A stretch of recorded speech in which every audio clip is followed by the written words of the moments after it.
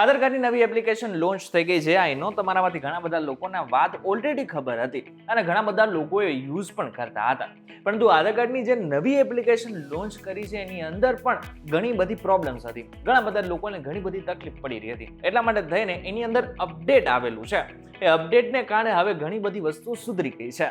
ત્યારે કઈ રીતના એપ્લિકેશન ઉપયોગ કરવાનો છે અને આનાથી તમને શું શું ફાયદો થવાનો છે એ જો તમારે જાણવું હોય ને તો ધ્યાનથી સાંભળજો. હું તમને એક વાત કહું.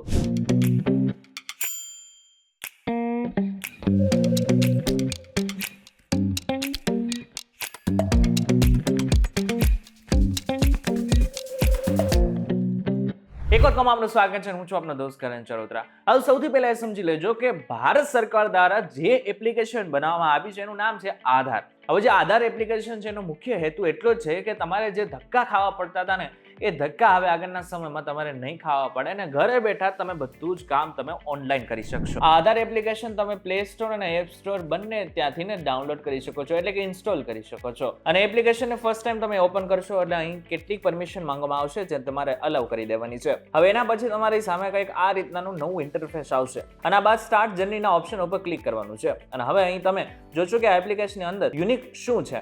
તો યુનિક એક તો એ છે કે આની અંદર ફેશિયલ ઓથેન્ટિકેશન ઓપ્શન મળી જાય છે. એટલે કે કોઈનો મોબાઈલ નંબર જો એમના આધાર કાર્ડ સાથે રજિસ્ટર્ડ નથી તો પણ તમે એપ્લિકેશનની અંદર લોગિન કરી શકો છો, પોતાનો આધાર કાર્ડ ડાઉનલોડ કરી શકો છો, આધાર સાથે જોડાયેલી કેટલીક સર્વિસનો ઉપયોગ પણ કરી શકો છો. પહેલા શું થતું હતું કે જો તમારો આધાર કાર્ડ મોબાઈલ નંબર સાથે લિંક ન હોય તો તમે તમારું આધાર કાર્ડ ડાઉનલોડ નહોતા કરી શકતા. કોઈ પણ ઇમરજન્સીની અંદર તમારું કામ અટકી જતું હતું તો ત્યાં સુધી પોસિબલ નહોતું થતું જ્યાં સુધી તમે તમારો મોબાઈલ નંબર તમારા આધાર કાર્ડ સાથે અપડેટ નહોતા કરતા. પરંતુ એપ્લિકેશન આવ્યા પછી ઘણા બધા લોકોને રાહત મળી ગઈ છે. આધાર સેવા કેન્દ્ર ઉપર જવાની હવે કોઈ જરૂર નથી. સૌથી પહેલા તો હવે કન્ટિન્યુ ટુ રજિસ્ટરના ઓપ્શન ઉપર ક્લિક કરીશું. હવે રજિસ્ટર કેવી રીતના કરવાનું છે? પોતાનો આધાર નંબર અહીં આપણે દાખલ કરવાનો છે. એના પછી કન્ફર્મ આધાર નંબરના ટેબ ઉપર ક્લિક કરવાનું છે. ટર્મ્સ એન્ડ કન્ડિશનનું એક પેજ આવશે, એને સ્ક્રોલ કરવાનું છે અને અહીં આઈ હેવ રીડના ઓપ્શન ઉપર ક્લિક કરી નાખવાનું છે. હવે એના પછી સિમ સિલેક્શનનો ઓપ્શન આવશે. બેઝિકલી એપ્લિકેશન યુઝ કરવી છે તો સિમ વેરિફિકેશન કરવું પડશે. આની સાથે સાથે તમારું આધાર કાર્ડ જે સિમ સાથે કનેક્ટ છે ને એની સાથે જો એને યુઝ કરશો તો બધું સરળ થઈ જશે. ઘણીવાર શું થાય છે કે આપણો મોબાઈલ નંબર જૂનો હોય ને બંધ થઈ જાય અને આપણને આધાર ડાઉનલોડ કરવાની જરૂર હોય છે તો બીજા મોબાઈલ નંબરને પણ તમે અહીં લગાવીને ડાઉનલોડ કરી શકો છો. હવે અહીં મેં શું કરેલું છે કે આધાર કાર્ડમાં જે નંબર હતો ને એ જ મોબાઈલ નંબર મારા આ મોબાઈલની અંદર છે, એટલા માટે થઈને મેં કનેક્ટ કર્યું છે. આ બાદ કન્ટિન્યુ ટુ સેન્ડ SMS ના ઓપ્શન ઉપર ક્લિક કરવાનું છે.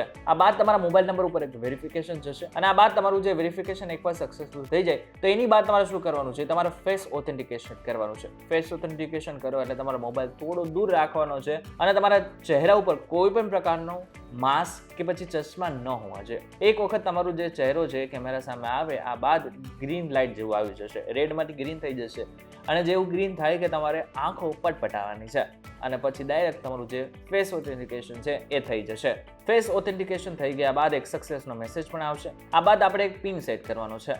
આપણે મરજીનો કોઈ પણ પિન સેટ કરી શકીએ છીએ. આ રીતે તમે પિન સેટ કરશો એટલે તમે જોશો કે એપ્લિકેશનની અંદર ઘણું બધું ચેન્જ થઈ ગયું છે. પહેલા આધારની કોપી તમે ક્યારેય નહીં જોયું હોય. જેવું PVC કાર્ડ આવતું હતું એ જો કે લેન્ડસ્કેપમાં હતું પરંતુ હવે આ વર્ટિકલ ફોર્મેટની અંદર આવી ગયું છે. આ બિલકુલ વોટર ID કાર્ડ જેવું છે. આ કાર્ડ જોઈને એવું લાગશે કે આ એક પ્રોફેશનલ ID કાર્ડ છે.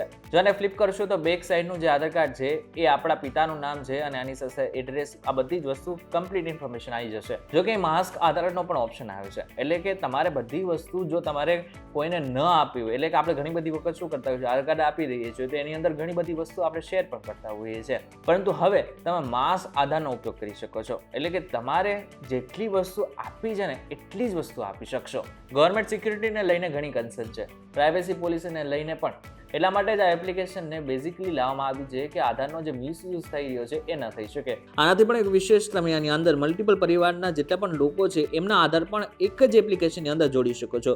જો પરિવારમાં બધા પાસે અલગ અલગ મોબાઈલ ફોન નથી તો તમે ચાહો તો એક જ ફોનની અંદર બધા જ પ્રોફાઇલ એડ કરી શકો છો. ઘણી બધી વખત એવું થાય છે કે મોબાઈલ નંબર સેમ જ લિંક હોય તો તમે નથી ઈચ્છતા કે અલગ અલગ જોડીએ તો આની અંદર અહીં આવીને તમે પ્રોફાઇલ એડ કરી શકો છો. પરિવારના અન્ય સભ્યો જે છે એ પણ અહીં જોડાઈ જશે. આની અંદર એક QR કોડ પણ આપવામાં આવ્યો છે. આ જે QR કોડ છે એ ખૂબ જ કમાલનો છે. આ QR કોડ જો તમે શેર કરો છો તો તમારો ડિજિટલી જ બધી વસ્તુ શેર થઈ જશે. બેઝિકલી ક્યાંય પણ કોઈ હોટલની અંદર તમે જાઓ અને સ્ટે કરવા જાઓ અથવા તો એરપોર્ટ ઉપર જાઓ તો ખાસ કરીને તમારે આધાર કાર્ડ બતાવવું પડે છે. તો ગવર્મેન્ટનું એવું કહેવું છે કે આવનારા દિવસોમાં જે પણ રજિસ્ટર્ડ વેન્ડર્સ હશે તેમને આધારનો ડેટા સ્કેન કરવા માટે રજિસ્ટ્રેશન કરવું પડશે. એના પછી એ કોઈ પણ યુઝરનું વેરિફિકેશન ડિજિટલ રીતે કરી શકશે, એટલે કે ફોટોકોપીની કોઈ જરૂર નહીં પડે. આ QR કોડ તમે કોઈને શેર કરી શકો છો. બેઝિકલી મશીનો લાગેલા હશે ત્યાં સ્કેન કરશો, જેમ કે એરપોર્ટ પર તમે જશો કે ત્યાં સ્કેન કરવાનો ઓપ્શન હોય છે. તો એ જ રીતે જ્યારે તમે સ્કેન કરશો તો તમારા આધારનો ડેટા શેર થઈ જશે. આની અંદર જેવી રીતના માસ આધારની વાત કરેલી હતી એવી રીતના આની અંદર સિલેક્ટિવ શેરનો પણ ઓપ્શન છે. જેમ કે આપણે ક્યાંક ઈચ્છીએ છીએ કે આખું આધાર કાર્ડનો ડેટા ક્યાંય ન જવો જોઈએ. ક્યાંક આપણે ખાલી માત્ર નંબર શેર કરવાની જરૂર હોય છે, તો ક્યારેક માત્ર નામની જરૂર હોય છે, ક્યારેક ફોટાની જરૂર હોય છે, તો માત્ર ઘણી બધી વખત આધાર નંબરની જ જરૂર હોય છે. તો તમારે જે વસ્તુ શેર કરવી હોય એ બધી જ વસ્તુ તમે સિલેક્ટ કરી શકો છો. માત્ર એક વસ્તુ તમારે શેર કરવી હોય તો એક વસ્તુ પણ શેર કરી શકો છો.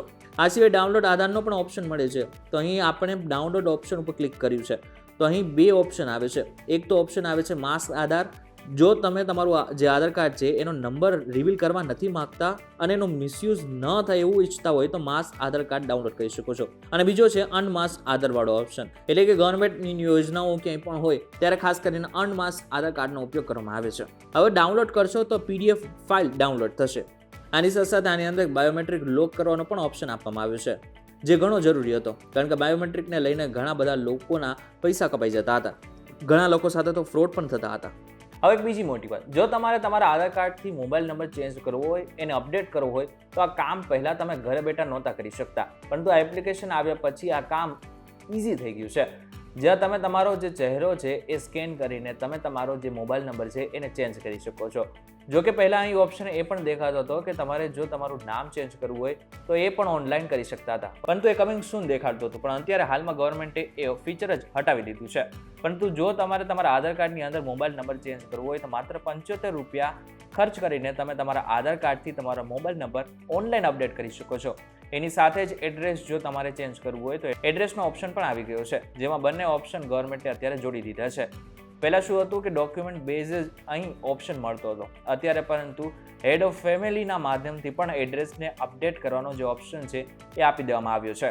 તો હવે ઘણા બધા લોકોને basically head of the family શું છે નહીં ખબર પડી હોય તો આ ફીચર છે. બેઝિકલી તમારા પેરેન્ટ્સનું જે નામ છે, જેમ કે તમારી માતાનું નામ અથવા તમારું પિતાનું નામ અથવા તમારા પતિનું જે નામ છે એ તમારા આધાર કાર્ડ પર લાવે છે.